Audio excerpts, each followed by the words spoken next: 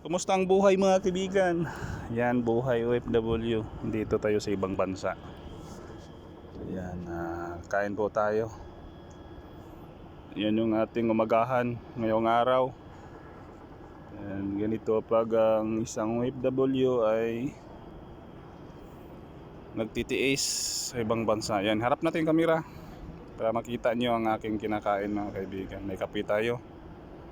Yan, at saka yung pagkain natin ay matamis, at saka yung kanin na buhaghag, parang kulang sa tubig mga kaibigan. At saka yung sardinas. Paminsan-minsan lang tayong makain ng sardinas. Napakasarap to mga kaibigan.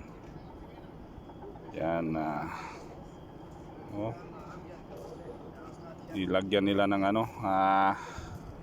kamatis, maraming kamatis, dinudurog. Yan, unang subo para sa inyo mga kaibigan. Yan. Magandang umaga sa inyong lahat. Sa mga kayo sulok ng mundo, mag-ingat po tayo mga kaibigan. Lalong lalo na sa mga OFW sa iba't ibang bansa. Ayan, umaga kay ganda. Yan, pag isang OFW ay handang magtiis para sa pamilya. Yan, kain po tayo. Pero alam niyo mga kaibigan, yung kinakain natin dito ay libre po to mga kaibigan. Wala po tayong pirang dito nagamit. Libre po to sa aming kampanya mga kaibigan, kaya kain po tayo. Ayan o, narinig nyo mga kaibigan, may nagpupukpok sa bundok ngayon. May nagpupukpok sa bundok. Ayan, ginigiba ng bundok dito kasi gagawing syudad tong lugar na tinatanabuhan namin. Kain-kain po tayo. Masarap na sardinas. Okay. Yan.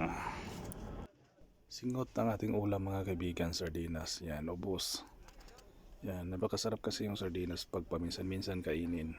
At saka mainit na kanin ni partner, ay nako, napakalasa po yan mga kaibigan. Ayan, maraming salamat sa inyong panonood sa aking simple vlog mga kaibigan.